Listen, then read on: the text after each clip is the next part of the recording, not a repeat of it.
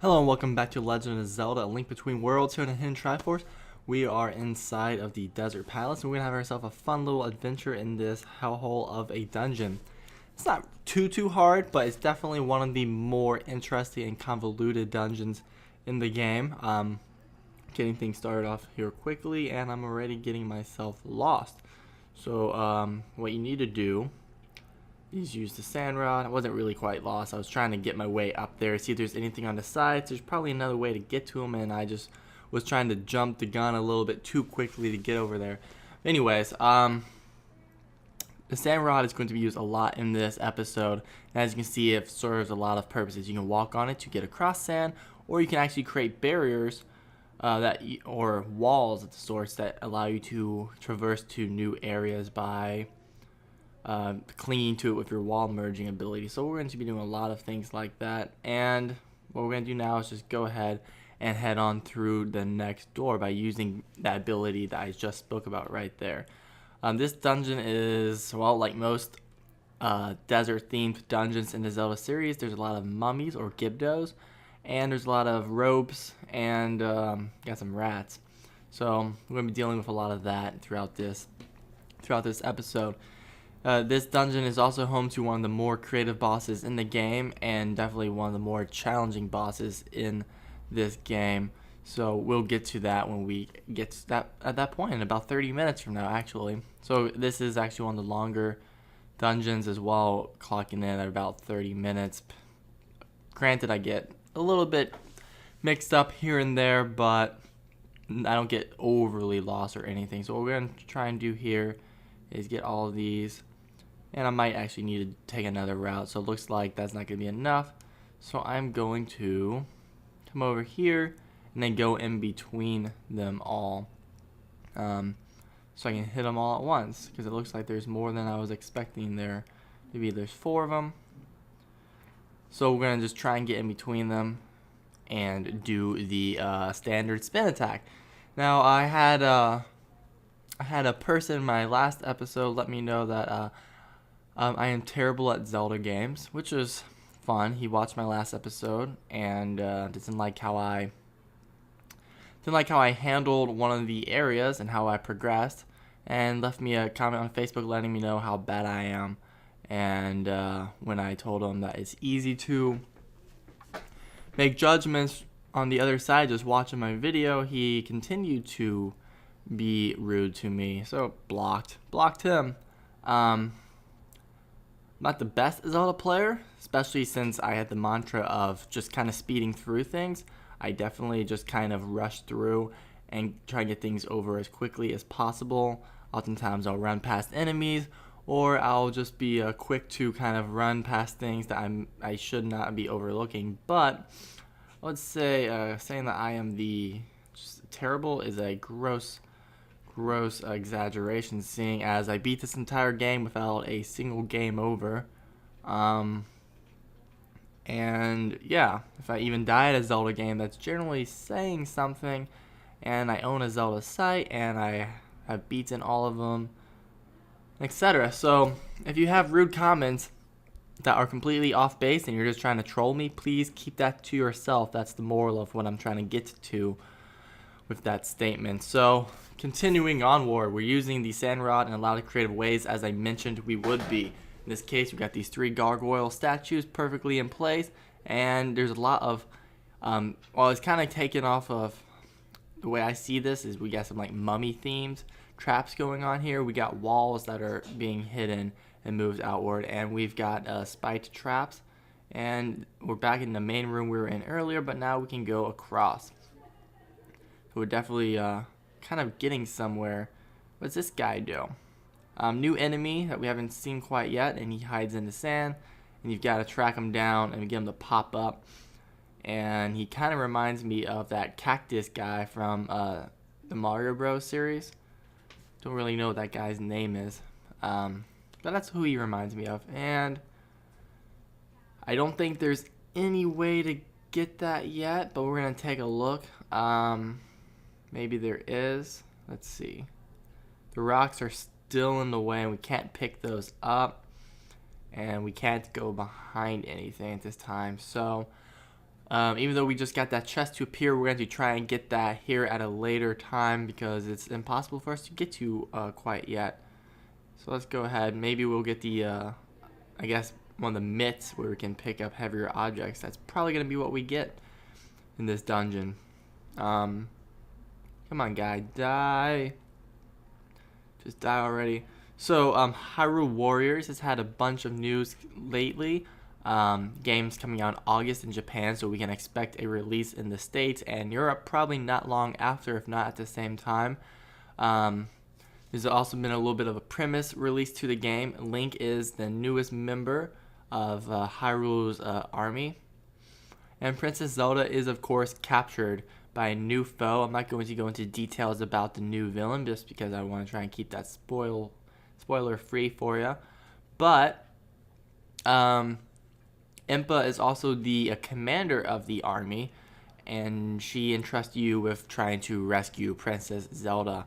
A lot of the items from the Zelda series will be making a return: bombs, fire arrows, or fire rod. I haven't seen fire arrows. And, well, just gotta kind of check out the trailer if you haven't.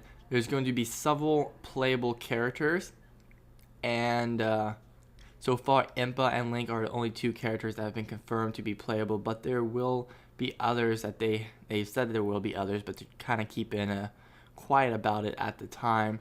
And it's kind of interesting to see what all they'll put into this game. Of course, if you're not familiar with what I'm talking about, Hyrule Warriors is a kind of hybrid between the Legend of Zelda series and the Dynasty Warriors series. Oh, I'm really glad that that's nothing but a monster tale after all that effort.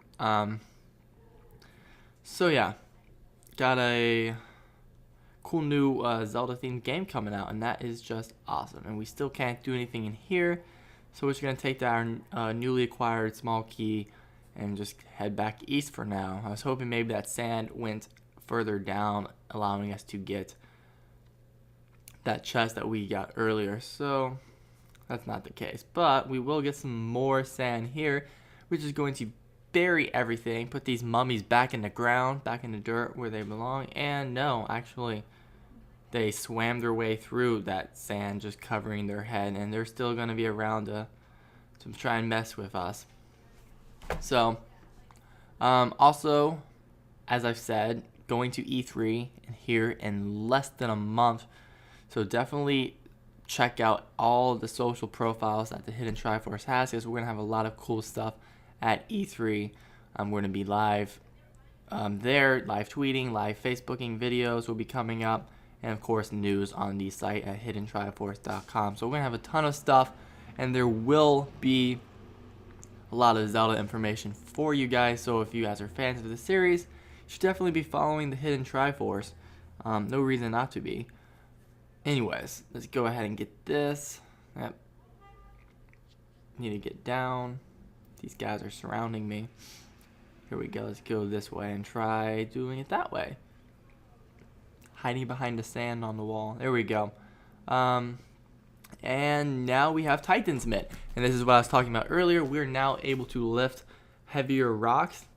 So we can go back to the area we were just at and get that chest, whatever it may be. Hopefully it's something nice. Maybe another key. Hopefully it's not just rupees or any stupid thing like a monster tail, because that's just a waste of my time.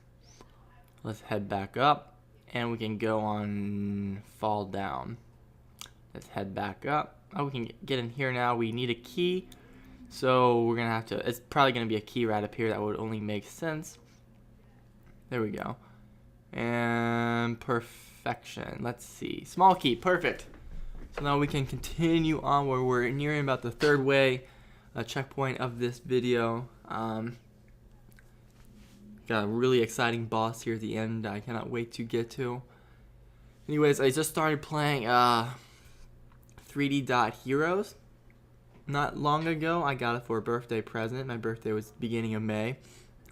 And I've always read about it, but I had never actually played it or checked it out in any detail. I just saw a news article saying that it was similar to the Zelda series, and I didn't quite realize that not only is it similar to the Zelda series, but it's a complete and total ripoff of the Zelda series. It's 100% a Zelda game, while not being one. Of course, Link isn't in it. You don't have the Zelda characters. It looks like an old-fashioned 8-bit kind of Zelda title, but it's calling it something else. I mean, you've got all of your items that are in Zelda titles. The overworld exploration and going into dungeons is exactly the same. It even has Zelda references like it's dangerous to go alone when you get your sword and shield at the beginning of the game. So it's just a blatant Zelda ripoff. Not that that's a bad thing. It's actually a good thing if you like playing Zelda style games, but it's just kind of peculiar that they went that far as to completely knock off the game, and they didn't really introduce a whole lot. I'm only about 3 or 4 dungeons into the game at the moment, so I might be wrong with this, but I just feel like they did not introduce much of anything to differentiate it from just being a Zelda ripoff. And the only appeal to the game that sets it aside is that you can create your own characters, and you can kind of play as a bunch of zany and odd kind of things. Like I'm playing as a shark right now. Instead of having a main character like a Link kind of person, I am playing as a literal shark. So yeah, it's a little bit interesting. You play as video game arcade Sackboy from Little Big Planet. You can create your own thing. So if you want to put Link in the game, you can. You just have to create it yourself. So it's definitely a weird little title, and it's overall fun. So if you're looking for something to play and you have a PlayStation 3, I would say go ahead and pick that game up. Let's see if there's anything. Well, let's go back up and then see if there's anything over here. Before we continue on anymore, I want to see if there's anything right in this room so I don't like end up forgetting about it. Bunch of monsters. Oh, another door. Now I'm probably going to end up forgetting where I'm at because I'm deciding to go another path instead of the path I could have gone on. So let's just hope that this ends up working out for me. Again, kind of like you got that mummy kind of pyramid mantra going on here where you have traps shooting out at you. Of course, none of that's actually how real life pyramids are for the most part. You don't have these automatically triggered traps or anything, but you obviously this isn't based off of real life. Well, let's have to get back over there because I hit that the wrong way. Thankfully, you can merge onto things. That's a great feature of this game, isn't it? There we go. Let's get on top. I'm not really sure what we're working towards here. I'm just kind of following the path. I guess this is probably a big key, or maybe a I'm just gonna guess it's the big key. So let's try and get this guy out of my way. He's kind of like stuck right on my face. I want him to not be in my face. But now that he's gone, alright, cool. So now that guy's out of the way, the trap will shoot this for us and give us a small key. That's really awesome. Got some unique puzzles. As I said, when I reviewed this game when it came out, it has a lot of really clever uses of the wall merging ability to create these puzzles, and that's probably the best part of this game. It's far from being, it's a really simple game for being a Zelda title. It's really easy, and everything is pretty much straight to the point, but it's still a lot of fun just because they have all these unique puzzles and some of the best dungeon designs in the Zelda series. So definitely a step in the right direction as for the handhelds as they go, since the Zelda series kind of suffered for the entire time the DS was out. It had 2 of the worst Zelda games ever made, with Phantom Hourglass and Spirit Tracks, which were more just kind of casual entries to the series. So let's come back over here. I'm trying to see where we need to get. That's not what I needed to do. So I'm hoping that after this step in the right direction, they continue to do things the right way, and we keep getting quality entries to the. Oh, I almost fell over. To the handhelds. series of Zelda. Can we stand on that and walk over? I wonder. I get a feeling the answer is probably no. Nope. It would make sense. Logic would tell you that would make sense, and physics would tell you that that makes sense, but unfortunately video games don't follow any of those at times. We're just going to go ahead and head in here real quick and see if there's something that I am missing. Oh, now we're here again. Or not again, but they have rooms that look exactly the same, it seems. And we're going to get ourselves some rupees. Yay, lucky me. Just stockpiling rupees for absolutely no reason, because I'm pretty sure I've bought everything. Alright, so we need to solve this. Let's see what we've got. We got a pretty big room, a couple of cracked blocks and boulders that are just rolling all over, so we need to find a way to get these boulders over into these rocks. I'm guessing to crack them some more. So let's go ahead. This first one's going to be really easy. Alright, one down. And now there's nothing. There's another rock or boulder, or block that is. Another block that's cracked here in the top right. Let's go ahead and get this chest and get ourselves more rupees. They have rupees hidden all over this place for absolutely no reason. So we need to get rid of this one. It should be pretty easy as well. Be nice if we just get past it. So let's see what's here. Just trying to explore everything and see if there's anything that I'm missing. Maybe another chest. Doesn't seem to be. So let's get cracking on breaking open these God, I keep calling them boulders. These blocks. Too many B words. Boulder block. Boulder block. Just get cracking on it. So there's pretty much nothing. Keep looking to see if there's something in this room that I'm missing, like some kind of, I guess I'm just trying to be overly precarious with everything that's in this room, and I'm not really finding much of anything, so I guess I'm just going to go ahead and continue on. Got a little bit of lag going on. Maybe there is, I'm going to check one last thing. I have this little indent there. Maybe there's something I can get to.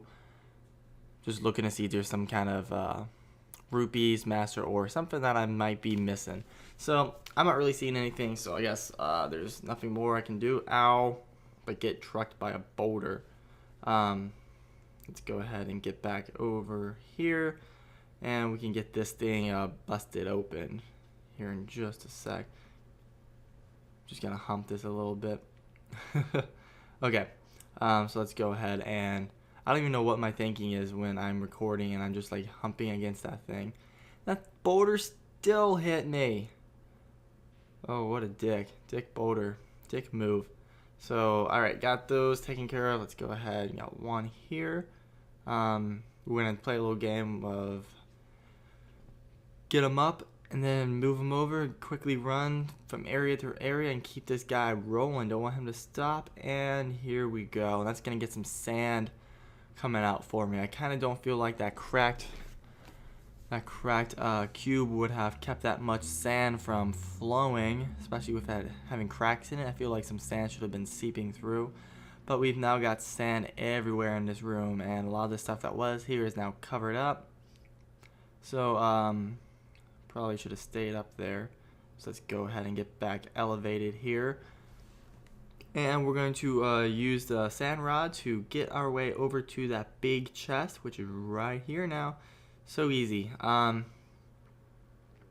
guess it's a good call that I went this way. Now we got the big key, got one small key. We seem to be pretty much set. Entering about the 2/3 of the way down this video, a little bit more than 2/3. So we're just gonna go ahead and head back where we were just a few minutes ago, before I turned around and went through all this trouble to get everything. I guess always had right. There's always going to be something to the right first. That's my motto. They never put stuff to the left first, so I should have just gone right in the first place. So yeah, we got, let's avoid these guys. Oh, Nope, can't do nothing there. That's where, let's get that rupee for the heck of it.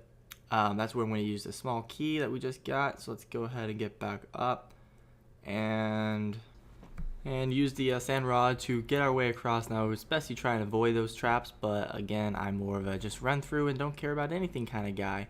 So I'm just going to take the damage and get past everything as quickly as possible. That's the best way to do it, if you ask me. We're going to get this BMOS floating high like a god, and we're going to go ahead and grab this chest. I'm going to take this right path. We already have a key where we could go in that left room, but we're going to explore here, get that, get some more rupees, and then now let's keep going this way and get into another room with some more BMOs and more Gyptos and more ropes. There seems to be the theme of the dungeon, as I said at the beginning of the video. They would be kind of lacking some variety here. But what we're going to do is use this BMOs to actually hit all these switches for us. It's a really cool little thing.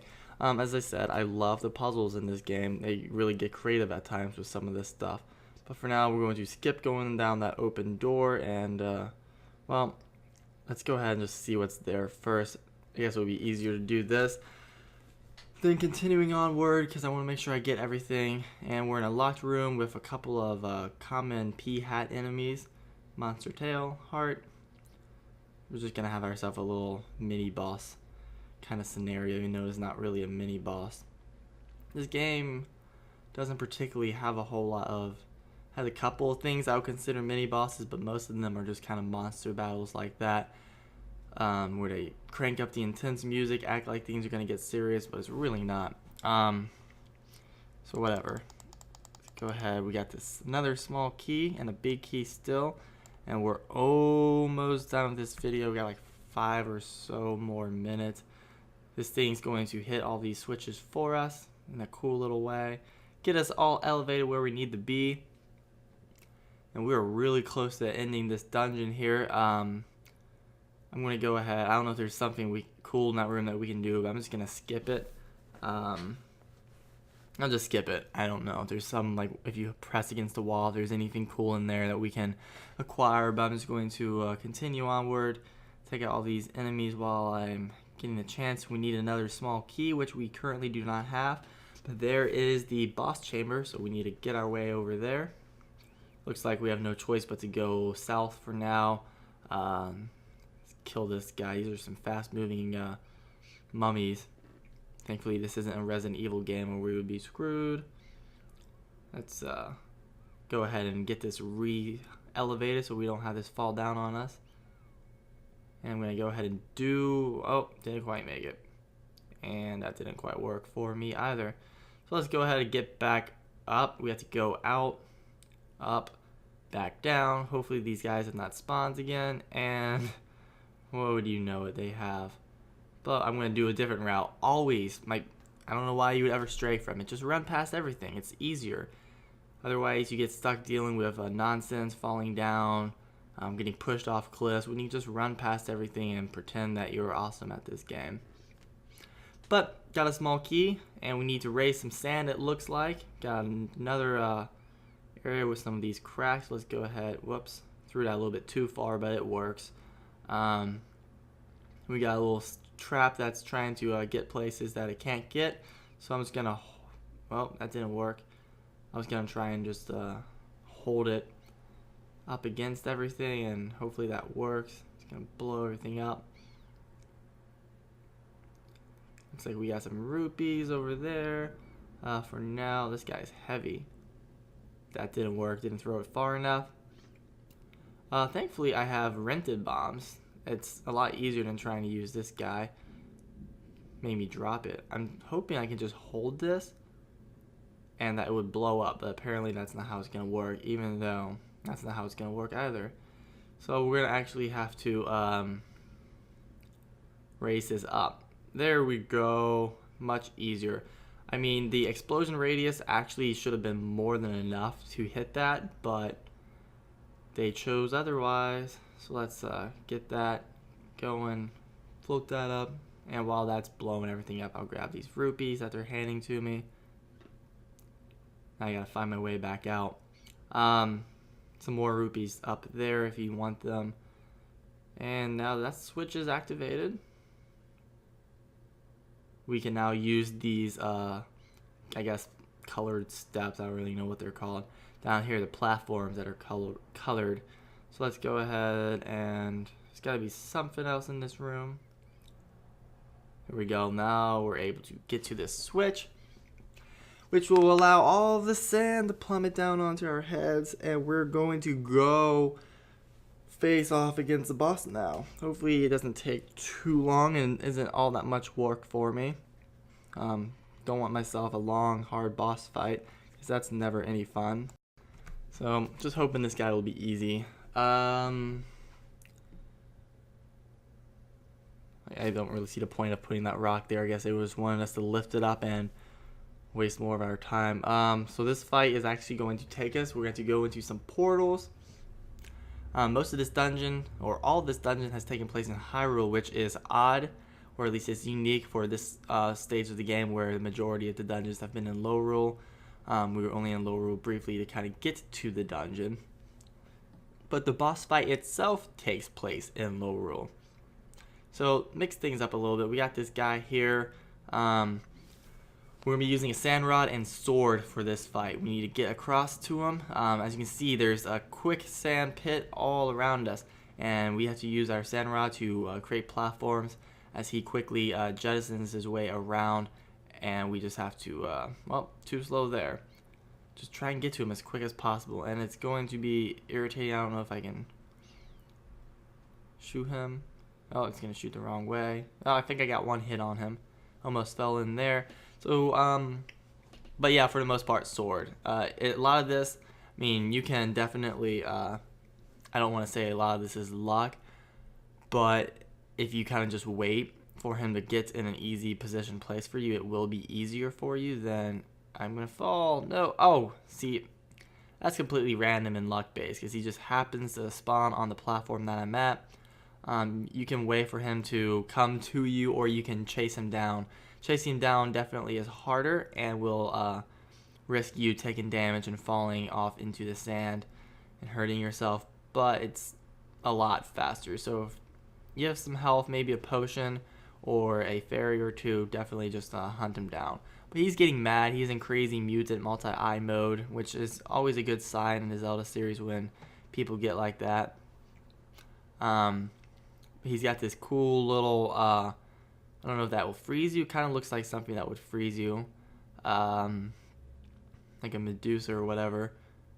Let's smack him. He's got a sand ray is what it is. Best way to describe that.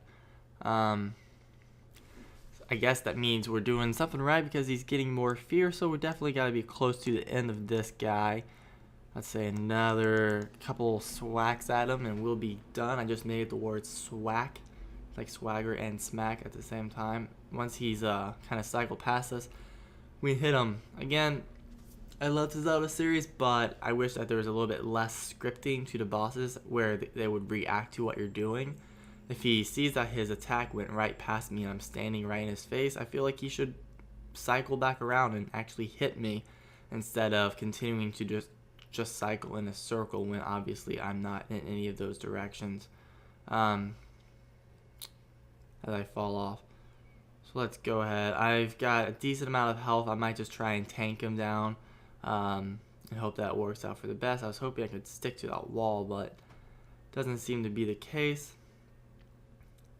Let's see where he's gonna go. Sort of down this way. Let's get a few more hits on. Be done, be done, be done. He's getting faster, he's getting redder.